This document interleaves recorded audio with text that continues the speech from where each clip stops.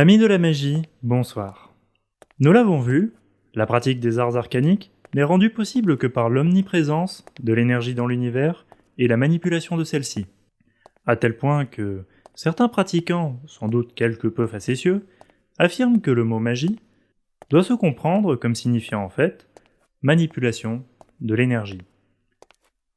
Mais pour la manipuler, encore faut-il être capable de la rassembler et de la diriger. Nous allons donc parler ce soir de la canalisation de l'énergie.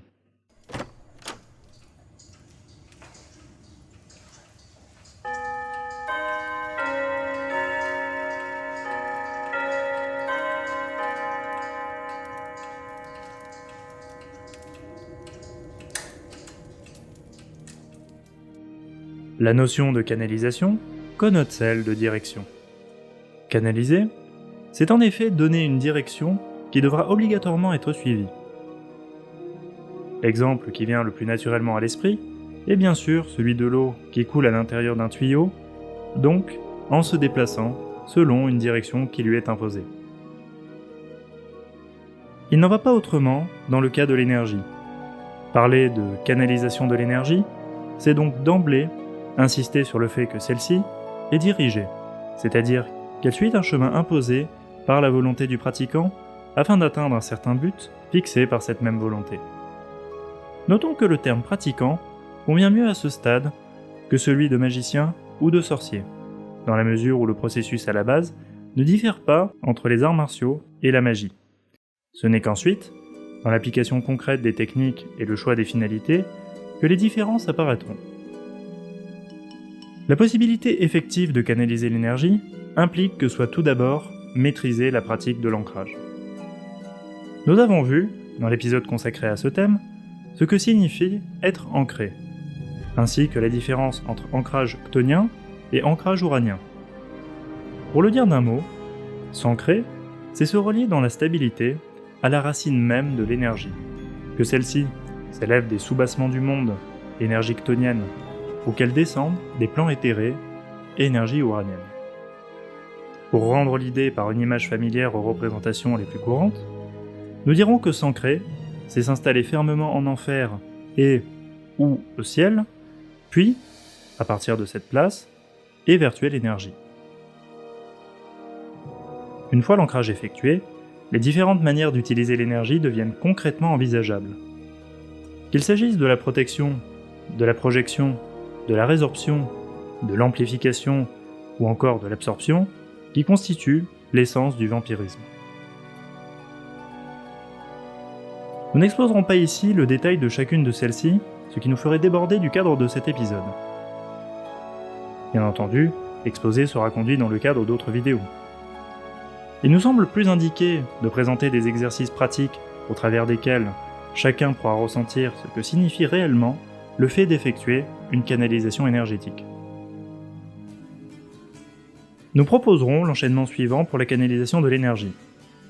Précisons que tous les mouvements et positions doivent respecter le principe connu en Qigong sous le nom de pont de Pi, qui consiste à placer le bout de la langue sur le renflement situé derrière les incisives supérieures, appelé la papille palatine.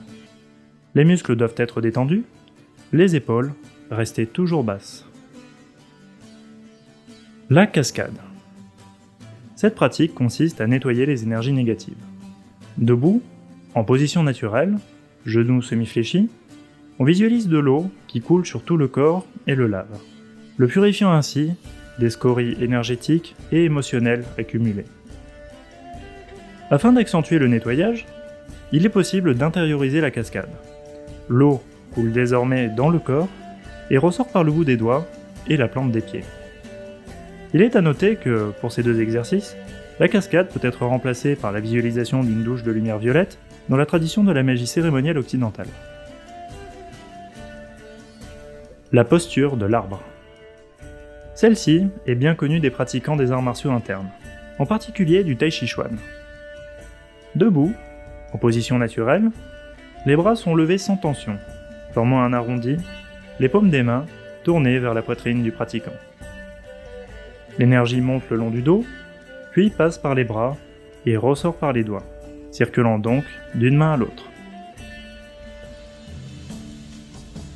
La montée du sang du dragon. Posture typique de la voie de la main gauche. Les bras sont semi-tendus, élevés latéralement à la hauteur des hanches, avec les paumes vers le haut. Le but est de faire monter l'énergie sur la base d'un enracinement chtonien. Le pilier des ténèbres.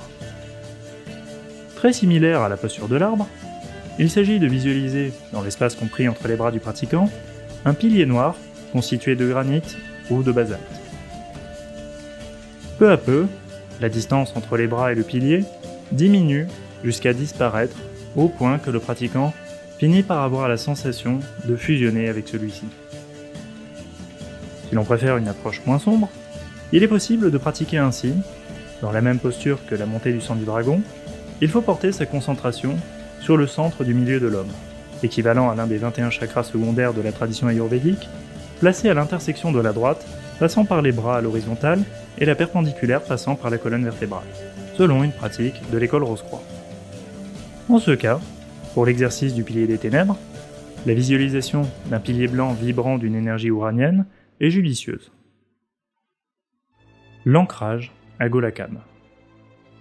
L'exercice reprend la posture du sang du dragon, mais en rajoutant une visualisation. Il s'agit de percevoir la clifa nommée Golakam, en développant la sensation que l'énergie monte directement de celle-ci pour remplir totalement le pratiquant. L'ancrage chtonien est ici au maximum.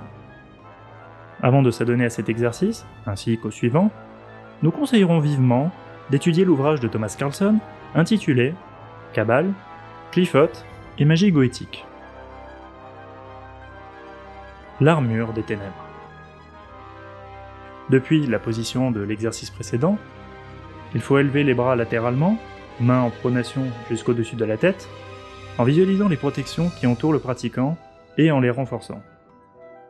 Si l'on travaille selon la logique de la voie sombre, ces mêmes protections doivent être perçues comme émanant directement de la Qlipha Golakam. Leur forme est sans importance particulière, elle peut être choisie selon les goûts de chacun. Il est seulement nécessaire qu'elle soit totalement englobante. Pour augmenter leur efficacité, il est conseillé de visualiser une couche extérieure d'obsidienne noire dont le pouvoir de réflexion permet de renvoyer toute énergie hostile à son émetteur. Pour terminer, divers jeux avec l'énergie sont possibles, tels que par exemple le classique exercice de la Ki-Ball du Reiki. Une pratique de canalisation très intéressante en ce qu'elle entraîne une réelle rupture intérieure lorsqu'elle est bien réalisée est la suivante. En position debout ou assise, il faut visualiser une flamme sombre autour de soi, avec une sensation de chaleur et de puissance, puis absorber la flamme en soi-même et fusionner son essence personnelle avec celle-ci. Il est à noter que cette pratique se voit renforcée dans un contexte de magie sexuelle. On peut alors effectuer une visualisation de la flamme durant l'acte, solitaire ou non, puis l'absorber au plus profond de soi-même à l'instant de l'orgasme. Précisons pour terminer que tous les exercices du type de ceux que nous avons présentés canalisent une énergie que l'on pourrait qualifier de brute, en ce qu'elle n'est pas encore chargée d'une intention. Or, comme le savent nos spectateurs les plus fidèles, qu'ils soient ou non abonnés, c'est la charge greffée sur une énergie qui lui donne son efficacité magique.